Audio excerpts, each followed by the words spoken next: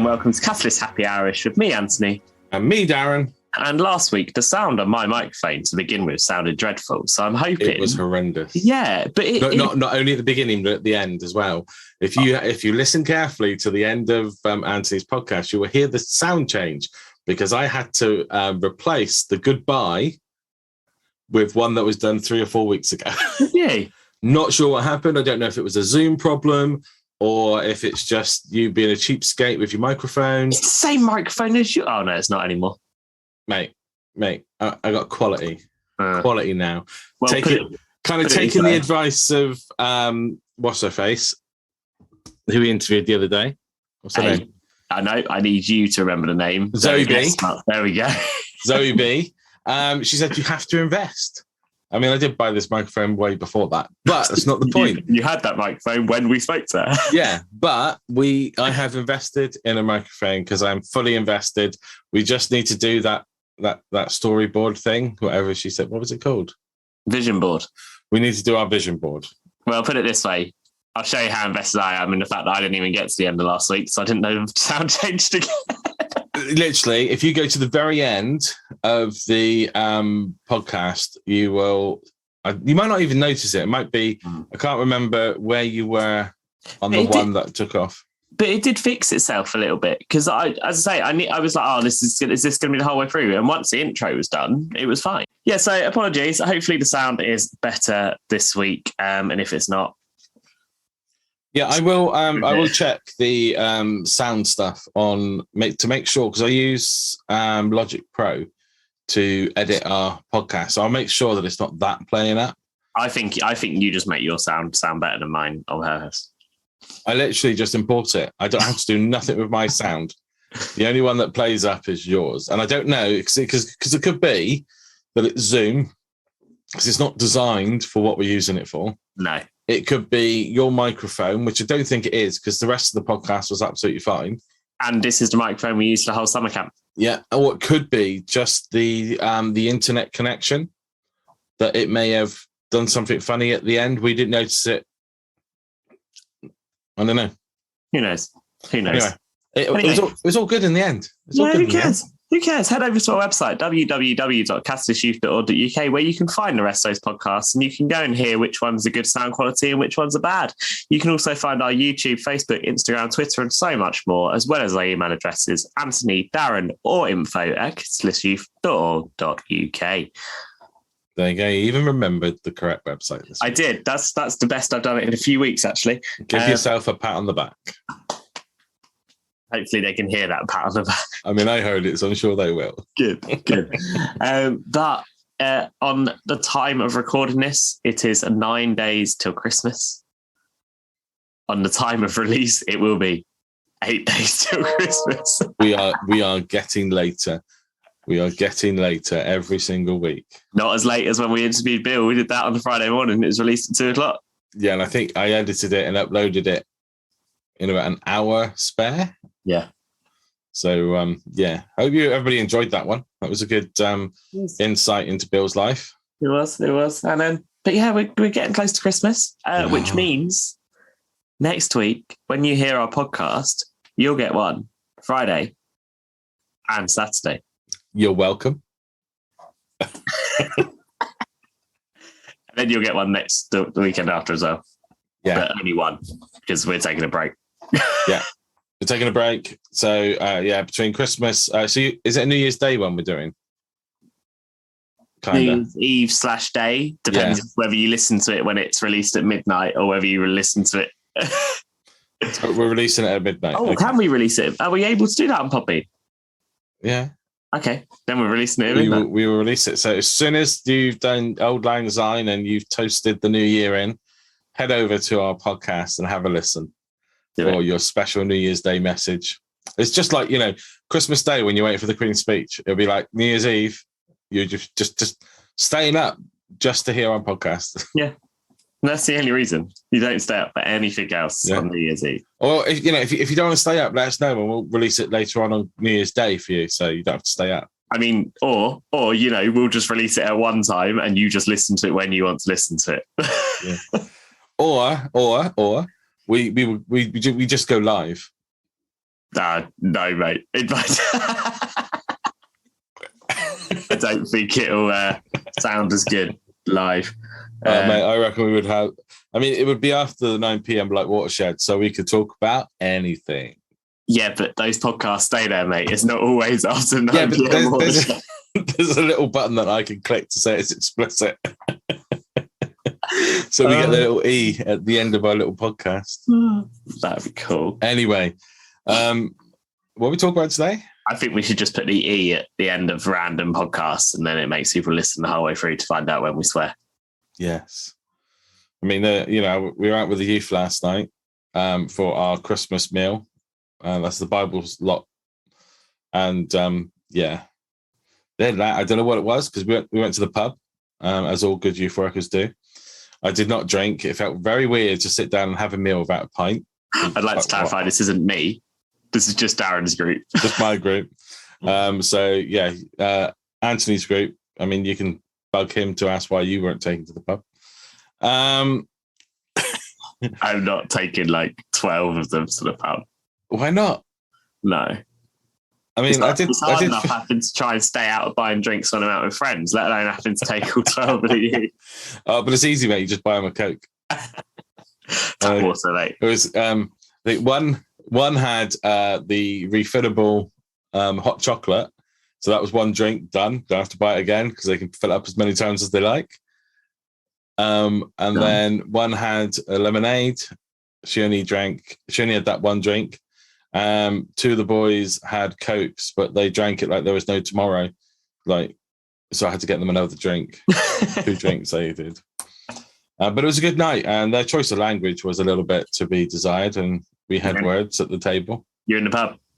That's what I thought. I thought we walked through that door and it just turns into smut. Yeah. So I don't know what's going on. It must be something in the air. They must release something to, stimulate the brain to swear. And if those young people's parents are listening, yes, talk to them. But they don't listen. One of them doesn't, they? Yes, one of them does. Yeah. Yes, Mama T. Yeah. So there we go. She knows what her daughter's like anyway. So we all know what our daughter's like. Oh, well, no, sounds good though. Yeah, we're on our build up to Christmas. We had our Christmas party with our youth group last night. What food did you have? Because that's the question you got to ask. We did your standard party food buffet. Sausage rolls, cocktail sausages, crisps, chocolate. Yeah. What else? What do you mean? What else? I want the full table. Sausage rolls, cocktail sausages, cheese and onion rolls, loads of multi-packs of crisps. So we had salt and vinegar, cheese and onion, prawn cocktail, and ready salted. We had wagon wheels, we had penguins, we had apples, and we had oranges because be healthy. What? I did not put fruit out for mine the day before. I'll be honest. Guess what didn't get touched? The apples and the oranges. It's good for me. I got it for lunch now. For the next 6 weeks. Yeah, and then they got chocolate. Nice. Well, we did a Christmas party for my lot, and we were literally the week before on the Asda website to go through all the party food to see exactly what they did. And I think I sent you the message, actually. You sent me the picture of the party food as well. So we had, I think they were egg, the Scotch eggs, but not the Scotch eggs. The mini ones, which just mashed up egg. Picnic eggs is what they were, wouldn't they? What you always have to have at Christmas? Mince pies. Pigs in blankets. Pigs in blankets. We had Christmas tree chicken, breaded chicken dipper thingies. We had mini pizzas. We had potato stars to go on top of our Christmas trees. We had Asda's own type of crisp, Pringle crisps. Chicken nuggets, cocktail sausages, sliced up pork pie. We had chicken skewers.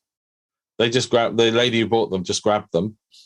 Nice. Didn't realise when she got home they were curried chicken skewers. Nice. The kids still at them. Mozzarella sticks, onion rings, 2 types of chocolate fingers. And you can't have a party without party rings. You're on a bigger budget than us then? And then we had little muffins, and we had the bacon rasher crisps. Yeah. And then for me, because I'm usually the only one, he said we got a couple boxes of the old Indian selection pack. So onion bhajis, potato and spinach, and curried samosas. What? I like them. Yeah, no, they're great. But it's just... So we had a whole selection. And then they got their Christmas gift of, a Cadbury's selection box. Oh, they got a little book as well, I think. Oh, did they? Christmas book, telling about the Christmas story. Oh, okay. No, we have to chuck Christianity in there somewhere. Ours got the Christmas story at the beginning of December because it comes in our advent calendar. Oh, yeah, you got all your lot, the Dewberry, didn't you? The Fair Trade advent. Fair Trade, yeah. Nice. Comes with a little book. A little bit. Pretty sure it's the same book every year. Probably. I don't think I've even seen them. You can never have too many little books that tell you the Christmas story, can you? No, it's like you can never have too many Bibles. No. Got a whole stack of them. We had a great discussion on Tuesday night at our fan group about the Bible and why do people still read it. And really good. Yeah? Yeah, really good. Why do people still read it? Bored. No. Wow. No, the conclusions that we had come out was to gain knowledge of Christianity, was to build a closer connection to God if you are a Christian. And it was also to have questions answered of questions you might have. They were the top 3 answers that I thought was the reason. And then we moved on to talk about, how can there be the Father and the Son at the same time? And you dipped into the Trinity. Yeah, well, we've been dipping into the Trinity for the last 3 weeks, mate. It's every week it's somehow come up. But you know what? It was a really good discussion that we did have on that side of things, because actually it was very clear that none of us had the answers. And do you know what? No one ever does. Correct. Trinity is one of those questions that, quite frankly, nobody can really answer. You can try and explain it. You've got ways of like water in a kettle. So you've got water, steam, and something else, and like hot water or whatever. Got egg. So you've got the shell, the yolk, and the white. They're all an egg. I'll tell you the analogy I used. Ice. It was ice, water, and steam. They're still all water. So... in different forms. And I'll tell you the analogy that I used was, do you remember when we were on Zoom back in lockdown? For anyone that's listening that joined us, and for anyone that follows us on Facebook, you will have seen this as well. We did the Avengers analogy with how you had Nick Fury, and it turns out dreadful one to do. Oh, really? Why? Because then they focus too much on the Avengers. And then just go off topic. They go, well, look, Nick Fury he disappears for ages. So, well, what's he really doing? And it's like, okay, right. So he's like Jesus then, isn't it? Yeah, and they went, well, and their earpieces, they can break, and the Holy Spirit break. And it's like, oh, here we go. Okay. It can break you if you continue asking questions. But no, it's wow. It was a great discussion. It was, you know what, it was like our last. We're currently working through Alpha, and it was our last Alpha session before we'll restart it again in the new year. We've done half this course, and then we're doing half of it in the new year. So it was a nice one to finish on, because it finally felt, everyone was in that discussion. Everyone had an input. So, yeah. Yeah, I do think it's the Holy Spirit is one of the hard ones to try and do. But being a student studying theology. Oh, are you? Yeah. But no, the Trinity came up in a lecture. And it was really interesting, because even the lecturer was like, you'll never fully know it. No. And that's coming from somebody who's a doctor, he's got his PhD and everything. And it's like, actually, yeah, that's good, because I don't need to really understand it. I just need to have that belief, knowing that that is what it is. Mm-hmm. And, then that day when we do meet God face to face, that's when we'll know. That's when we'll kind of understand, even if we can. Because we got to remember that, God is this amazing being that, quite frankly, has infinite power, infinite knowledge, and our brains just can't comprehend that amount of knowledge. So that's the reason why we don't really know as well. So I think, it's... Well, there's your Christian dose for the day. Yeah. You can have a week off now. Meditate, on the Trinity. That's the most we've talked about faith on this podcast. It is. Tell us if you like it. I mean, if you do. Tell us if you don't. Yeah. But we had a discussion last night, around about 10:15 last night. It's a random phone call from Antony. I thought he was ringing me to say like he's had an accident, he's in hospital or something. No, but he just wanted to chat to me on his way home. Just wanted someone to chat to while I was driving home. No. So we had a discussion of what we're going to talk about. So Antony, what are we talking about this week? Okay, so obviously for anyone that listened last week, you will remember we did actually discuss talking about Christmas and elements of it. And then we decided, actually, no, we'll do that next week, for the actual Christmas one. And so I was thinking, what could we talk about that still links to Christmas? And the conclusion we came to was something that divides, I think, opinions. I think it is one of those things that you either enjoy or you don't. There might be a middle ground, but usually you lean one way or the other. And it comes around every year. Most towns and cities have them. Most villages have them. I'm not doing the joke because you told me off last night for doing that. I haven't got anywhere that you can fit that joke in yet. Oh, yeah, I have. You could have done it. I mean, there's loads. They've been all the way through. I'm biting my the bottom lip. It's going to come. You're not going to be able to hold it in. Oh, no, it isn't. There it is. Bless you. Thanks. But we're going to focus on the topic of pantomimes. Oh, no, we're not. There we go. There it is. Right. I'm not giving it back to you. How many times? That's 2. I'm not giving it back to you. You're not ever having a response. Oh, yes, you will. But I think it does divide. I think you either enjoy it or you don't. Oh, no, you don't. That one doesn't work. No. Anyway, yeah. But I mean, Darren, let's start with the ultimate question. What's your opinion on pantomimes? Professionally done, amazing. Okay. Amateur dramatics can be amazing. Okay. Very, very dip. I mean, I have seen some that have, you're kind of looking at your watch and thinking, surely it's over by now.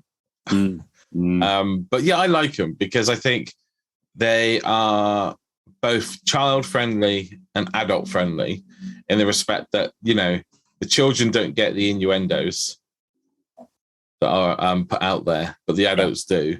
Yeah. But it's for everybody. So I think it's I really enjoy them. Okay. I enjoy them without a doubt. Although I have seen a couple as well where you go, or it reaches the install and it's like, oh, it's finished. Oh no, it's not. It's halfway through. Yeah, and it reaches that stage where you're like, oh, come on. We've done a lot.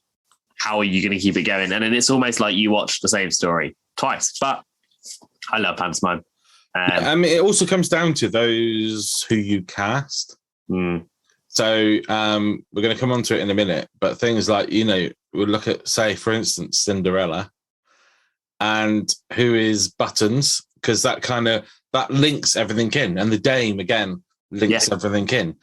And you've got to cast them as the right kind. You need the right kind of person to do that. Yeah, otherwise you just lose people.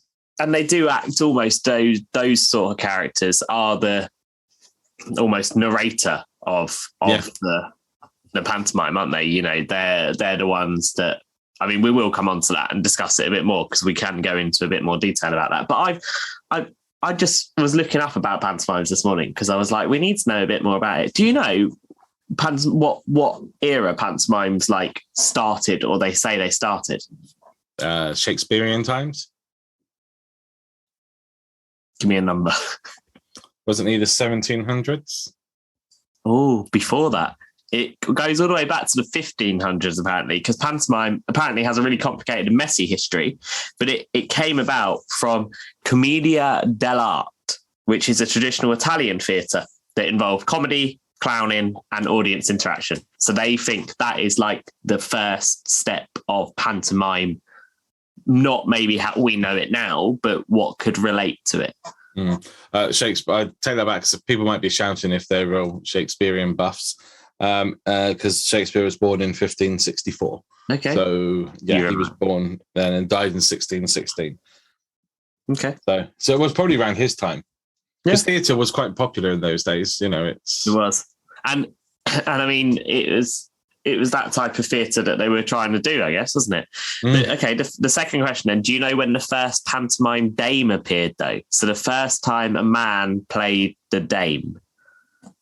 Probably at the very beginning, because they wouldn't let women be in shows. I mean, even in Shakespearean shows, it was the men always playing the women. So I'd say from the very start, surely. 1806 was the first actual classed dame, and it was in Harlequin and the Mother Goose.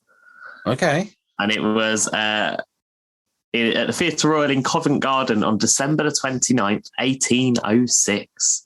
Oh, you have to ask your mum if she remembers that. You're getting a Christmas card from her this year. We have not mentioned your mum in a while. I thought she needs. You picked that time. But Mother Goose was actually played by just a guy called Mr. Simmons. Yeah, Mr. Simmons. But the difference between the dames we see now and that first dame is they actually portrayed it as the wicked old witch rather than the comedic character. So I wonder when the comedic character came into it then as the dame. Oh, I don't know. That would be quite interesting. But yeah, wow. I didn't realize they were that old. Yeah. But there you go. There's just a couple of facts that I found out. There are a couple more, but they make no relation because we haven't really talked about them. Widow Twanky was named after a tea. But Widow Twanky? Yeah. Old Mother Riley was an actual person. Apparently that's a character that's been in a lot of pantomimes. Never heard of that one. No. And did you know pantomimes will sometimes go on for hours and hours and hours? Oh, I know. I have sat through some that have gone on for what feels like a lifetime. But yeah, so I mean, there's lots of pantomimes around at the moment. I haven't got any plans to see one this year. No, not have I. I mean, we've got obviously our nearest professional, I think, theatre, I would say, is in Bristol. I don't know what they're doing this year, actually. I remember seeing it, but I don't think I even took it in. I just know when we went to see The Lion King with you in Bristol, the pantomime that year was going to be, I think it was Dick Whittington and Shane Ritchie was in it, and I was really tempted to go and see that. Okay, they're doing Snow White up at Bristol Hippodrome, and it's starring Leslie Joseph. Oh my goodness. Judge Rob Rinder. Okay. Andy Ford. Dale Mathurin and Charlotte Haynes. So out of those, I only know two of them. Who? It'll be Leslie Joseph and Rob Rinder. Right. I can't really see the faces properly of the other three. But yeah, I mean, I mean, we've got some local ones here because we've got quite a few amateur dramatic societies around here. And there was one. Drive past the poster every week, and I can't remember it's like Puss in Boots, maybe. Okay. Which isn't the greatest of pantomimes. So it's interesting, isn't it? Because I'm sure there's lots more pantomimes coming out now of like stories. Because when I was younger, I remember seeing like on rotation pantomimes. So we do Cinderella, we do Snow White, Peter Pan, Dick Whittington. You know, those in the Peter Pan one, though, does Peter fly? Yeah. Because that's the only way you can do Peter Pan is if you've got a way of making Peter Pan fly. Oh, I've never seen it amateurly done, Peter Pan. Yeah, that one is always the big theatre. Not many groups will do it because they haven't got the infrastructure to make Peter Pan fly. Yeah. Because everybody wants to see that. And I know we've got what's called the Cinderella Trophy around here. Yeah. Which is a society. I mean, you probably have heard of it. Uh-huh. Yeah. And they go around and they judge amateur dramatic societies, and you can win awards. You go to an award ceremony. Yeah. It's quite good fun, actually. I've been to one. We were up for some awards, didn't win any of them, but it was still a good night out. And it was Jim from Vicar of Dibley. I can't remember his actual name. Yeah. He was the guy handing out the awards, and it was at Yeovil because he lived near Yeovil because he's passed away now. But yeah, it was a really good night out. And but I always found with them when they were judging on really weird stuff, because I don't think in their heads they remembered that it was an amateur dramatic society. Yeah. That everybody is amateurs. They are people like electricians, plumbers, and shop workers. They're not professional actors or actresses, or can we even say actresses now? Everyone's just an actor now, aren't they? Everyone's just an actor now, isn't it? Yeah. Yeah. So they're not professional actors. Full stop. That is it. They're not. They're just people that enjoy having a laugh and coming together. Yet they were judged in a way that you think they were up for the blooming Oscar. Yeah. And that's one thing I hated. And also another thing I hated about the Cinderella Trophy business, all that, is the fact that it was always the bigger groups that won the awards. Yeah. But the bigger groups have more money because they're the ones that put on shows in like the bigger theatres within the town. And it's like... And the bigger groups are usually the ones that, if you look at who the director is, it's probably someone that is working on it all year round. Yeah, and some people just don't have the the time or the money to be able to do things like that. Yeah, and little stupid things like it was a flat floor setup, and they said, well, we couldn't really see the stage that well. It would have been nice to have raised seating. It's a village hall, for goodness sake. This is not the O2. It's like, what? Just little things like that, And I think, it was a crazy, crazy time, but a very, very enjoyable time. And I think from that kind of story, you can kind of get that I have been involved in amateur dramatics years and years ago now, and that's about it.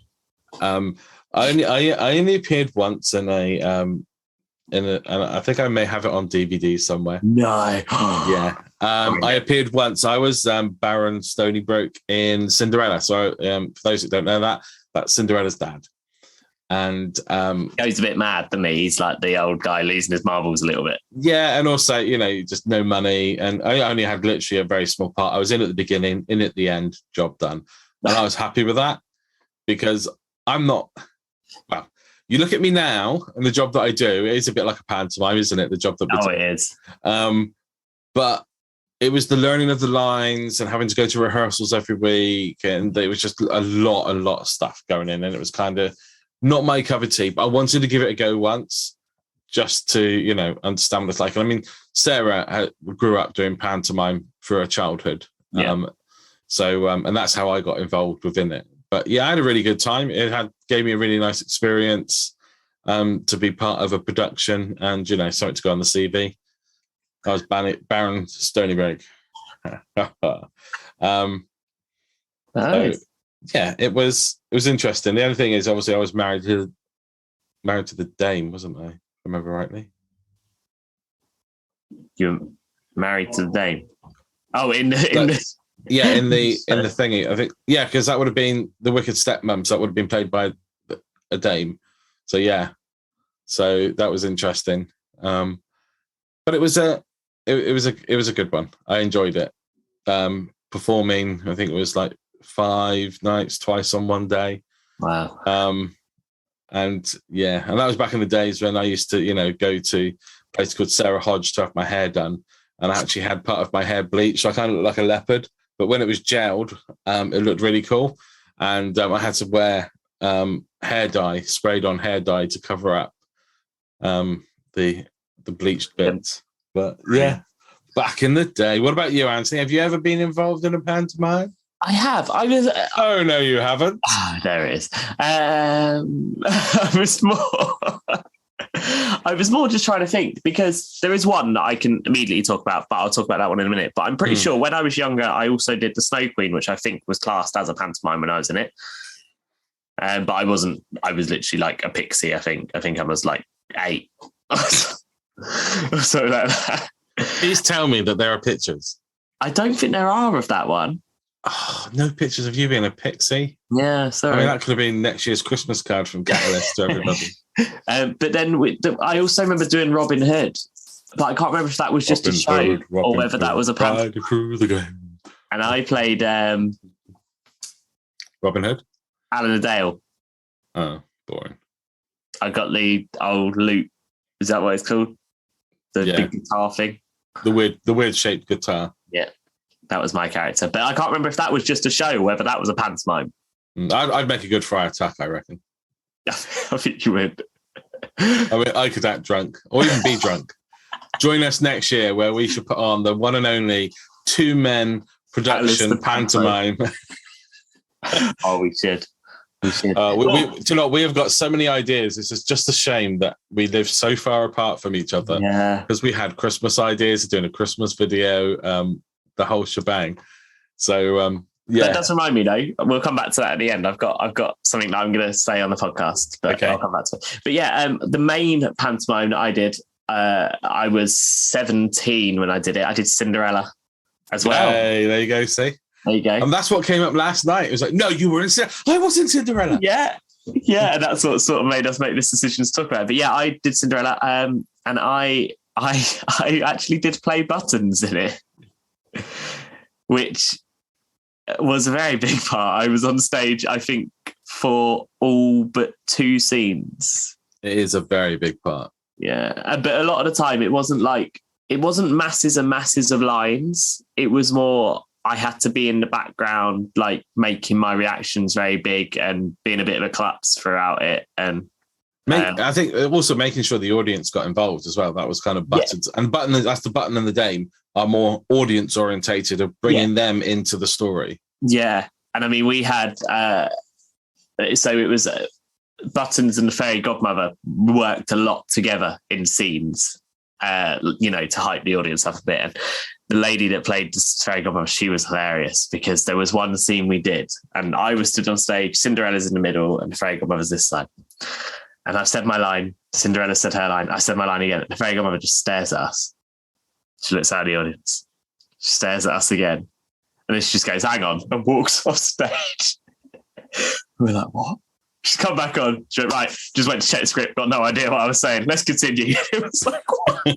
But that's the thing, is to make it a comedy moment. Yeah. Is things like that, And as long as you can turn it into a comedy moment, because she probably actually really did forget her lines. Oh, she did. She really had to go off and check. Yeah. Usually get a prompt that would shout at you.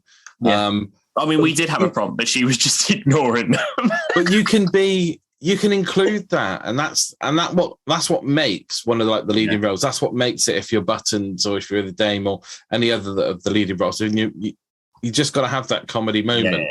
Yeah. And I mean, we did it. I think there was 5 performances of that as well, maybe 4. I can't remember what we did, but there were two scenes, one at the beginning, one at the end, where I decided, being 17, like, oh yeah, I'm going to make this the best performance I've ever done. Blah, blah, blah. I was well into drama. I was part of it. We did that. We did Calendar Girls. We did The Importance of Being Earnest. We did a whole range of things. I was the photographer in Calendar Girls. Okay, I was just about to say. Okay. I was the shy young photographer that.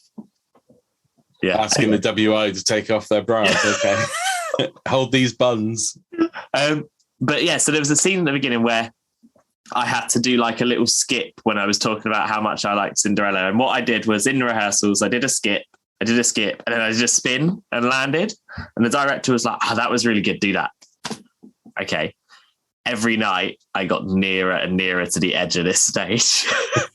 And every night a director came up to me and like, that was really good, but you need to take a step back. And it was on the last night that I landed and she was like, my heart sunk because I honestly thought this was the evening that you'd missed the stage.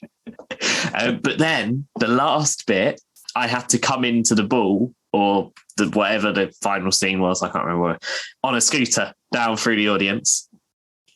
And what they said for me to do was to ditch the scooter and run up the stairs onto the stage.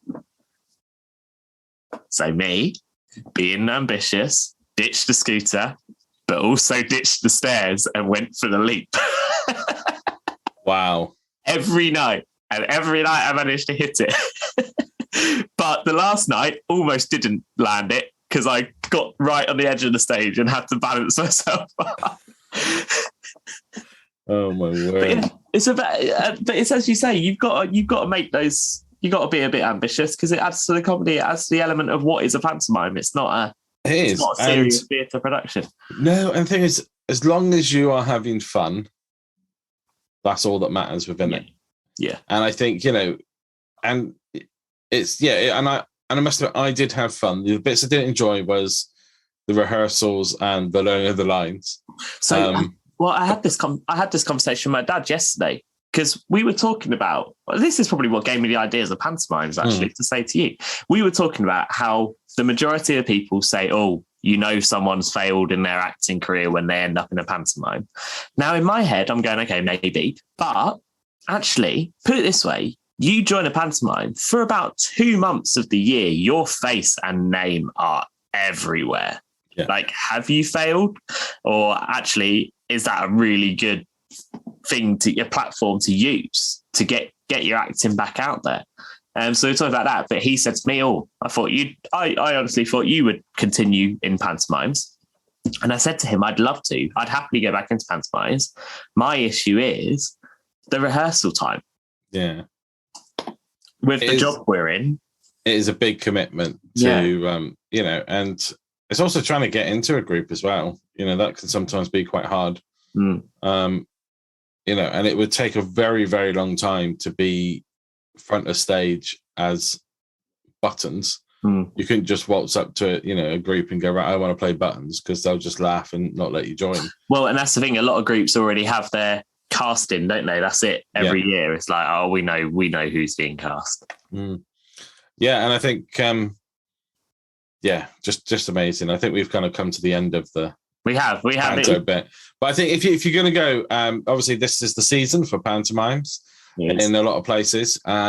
So if you get a chance to go and watch a pantomime, go and try and support your local theatres, because they definitely need your money. But also see if you can go and watch two. Support your local groups and head over and watch, your bigger theatre productions with the named stars within it, because you're guaranteed to have a laugh. Yeah.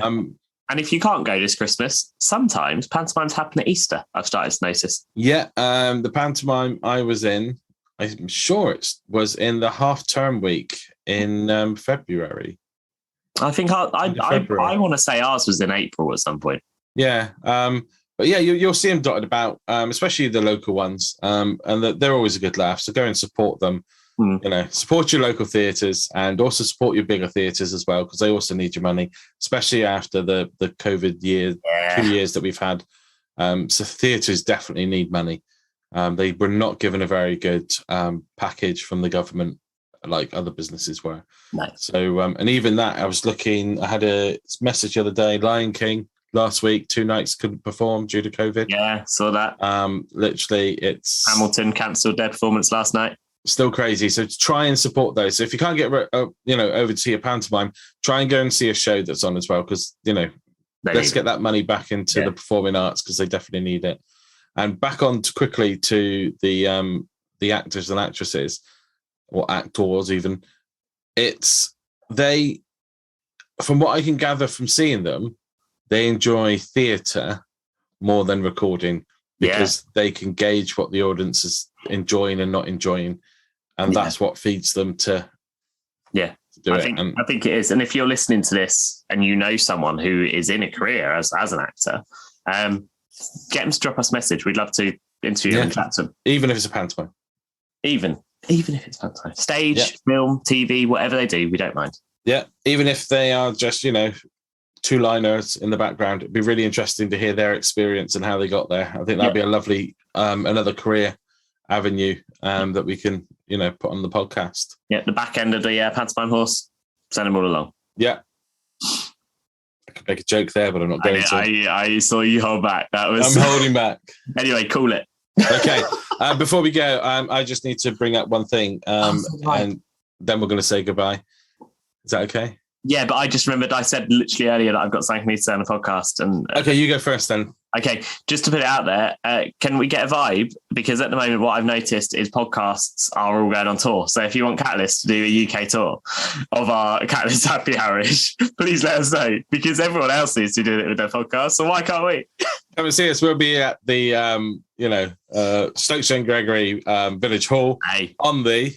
Hey, mate, we are in a good place. Yeah, we just contact churches. We'll be doing our tour around all the churches. We'll even chuck in a sermon at the end, so you can leave midway. We'll give a little light will come on when you can, if you don't want to hear the message. Yeah. But every podcast seems to be doing a tour at the moment. I've seen that. So why can't we? Yeah, we could. Let us know if you come and see it, because I'm not doing it just for free people. Yeah, or even we could just be proper hip, and we can go come into a car park near you. Great, we just do greeting meets. Meet us in Sainsbury's car park. We'll be there from. And if we get our camper van next year, we'll even give you a cup of tea. Oh dear. Okay, maybe we won't talk. Darren, what did you want to say? No, we have got that plan of trying. If I can get the camper van sorted next year. Oh, we're going on a road trip. Yeah, we're going to try and do a road trip during one of the half terms or end of terms. We are doing the Catalyst South road trip, wasn't it? Yeah. That's the name we came up with, wasn't it? Something like that. We'll come up with a better name. But yeah, we're trying to get that sorted. So stay tuned for that. We podcast on the road as well. I think great would be amazing. We could even do it whilst driving as well. That would be quite interesting. But yeah, I'm going to put it out there for me and Sarah had a discussion this morning, and we'll put a poll on the Instagram thing for this on our story for the podcast. Okay, poll on Insta is. Should we get a pug or should we not get a pug? Dog, that is. I'm not answering on the podcast. I'm going to answer on the poll. We've been offered one for free. Needs a home. I've said no. And Sarah said yes. Sarah said yes. So let's see what our listeners think. Obviously, I will take off a couple of votes because, I'm sure Sarah will vote and I will vote. So you've got like four accounts you control. Yeah. So we'll see who wins that one. Let us know. Head over to our Instagram. It will be up around hopefully the same day as this podcast comes out, if not the next day, because we are rubbish at reminding people about other podcasts. We both keep forgetting, or one of us will remember and the other one doesn't, and go, oh. We usually do it on Saturday. It's always advertised by Saturday. Yeah, it's because Fridays is kind of a busy day. We're both doing paperwork and both sorting out things for the weekend and everything, and it just slips the mind. So head over to Instagram. We are at Catalyst UK1, I think, on Insta. Yeah, we are. But you had to go at me last week for forgetting it. So now look at who's now. I didn't forget it. I just said it and gave you the face of, am I saying it right? Very slow rate. Head over to there and give us a follow. Catalyst Youth UK1. I was right. So no, you said just Catalyst UK1. It's Catalyst Youth. I said Catalyst Youth UK1. Ladies. Is it Catalyst Youth UK1 or Catalyst UK1? Catalyst Youth UK1. There you go. Head over to there, or head over to our website at www.catalystyouth.org.uk. And our email addresses, in case you have forgotten or you don't want to go over there, is either Darren, Anthony, or info@catalystyouth.org.uk. Thank you so much for joining us. It's been a pleasure talking to you and you not talking to us. Always a good conversation when it's that way. Don't forget, we are here every Friday at 2 p.m, apart from after Christmas because we're taking time off. As always, it's goodbye from him. And it's goodbye from him. We'll see you soon. Cheers.